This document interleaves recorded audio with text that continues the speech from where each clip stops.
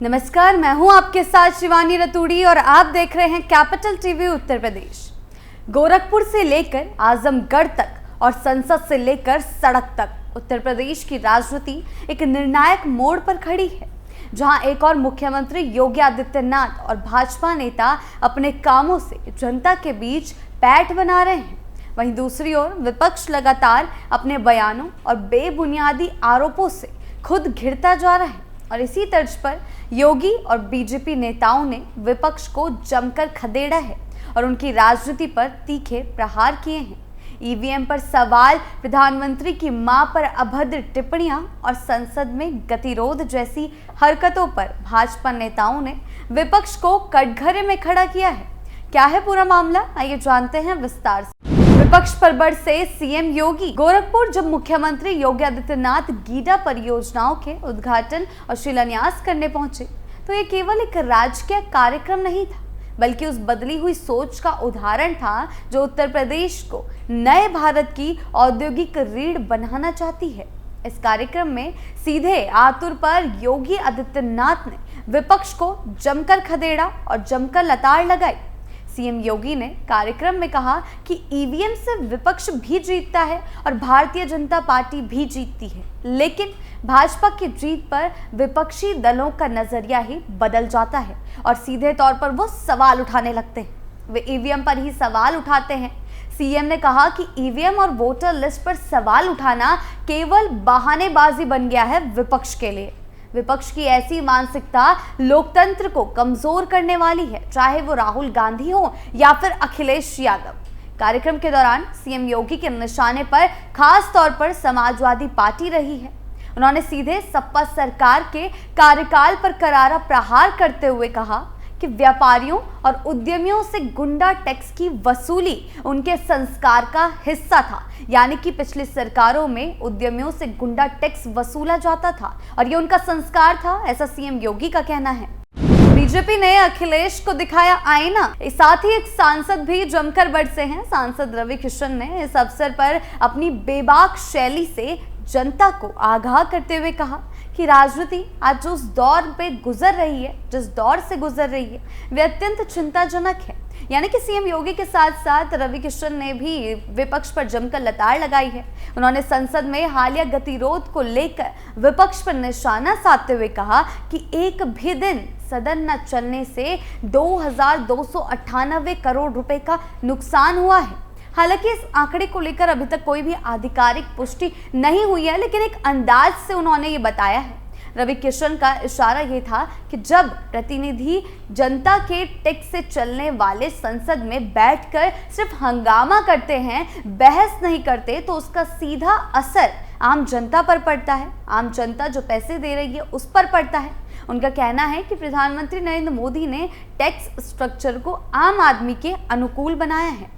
GST को साबुन, तेल, शैम्पू जैसे दैनिक उपयोग की वस्तुओं पर 18% से घटाकर 5% कर दिया गया है और ये सब काम विपक्ष के बस की बात नहीं है। यानी कि उन्होंने विपक्ष को जमकर घेरा है। सीएम योगी के साथ साथ रवि किशन ने भी एक के बाद एक आरोप विपक्ष के मत्थे मढ़े हैं। ये सोच केवल मोदी योगी की है, जो गरीब के बारे में सोचते हैं, मध्यम वर्ग को राहत देने की कोशिश करते हैं और उद्योगपतियों को सिर्फ फायदा नहीं जिम्मेदारी भी देते हैं, ऐसा रवि किशन का कहना है।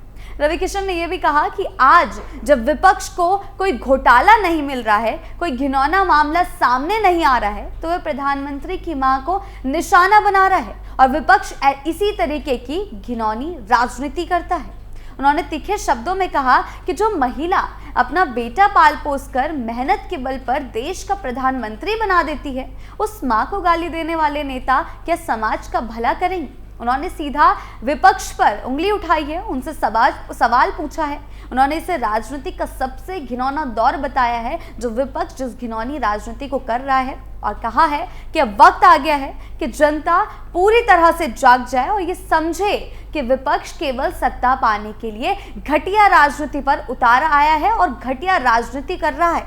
उन्होंने कटाक्ष करते हुए कहा कि वोट चोर कहने वाले लोग खुद भ्रम में हैं। अगर बीजेपी वोट चुराती है तो 350 नहीं 500 सीटें जीत लेती, सारी सीटें जीत लेती, सिर्फ कम ही सीटें क्यों जीतती? गौरतलब है कि जैसे जैसे चुनाव नजदीक आ रहे हैं, भारतीय जनता पार्टी की रणनीति और भी ज्यादा आक्रामक होती जा रही है।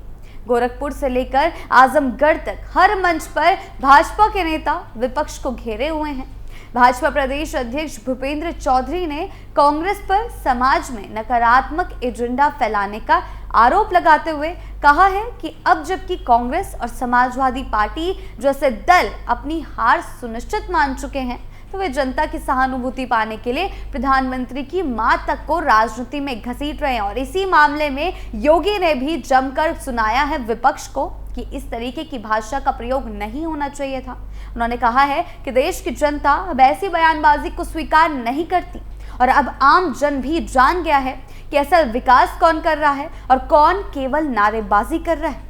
उन्होंने आगे कहा कि अब वक्त है कि विपक्ष आत्ममंथन करे, क्योंकि बार बार मुद्दों से भटकने की आदत ने उन्हें जनता की नजरों में संदिग्ध बना दिया है और वो जनता की नजरों में गिरते ही जा रहे हैं। यानी कि पूरी तरीके से बीजेपी अब विपक्ष पर निशाने साध रही है। इसी बीच अखिलेश यादव की राजनीति पर भी भाजपा ने बड़ा हमला बोला है। अखिलेश की राजनीति अब सिर्फ जातीय समीकरणों तक सिमट गई है और यही उनकी सबसे बड़ी कमजोरी बन गई है।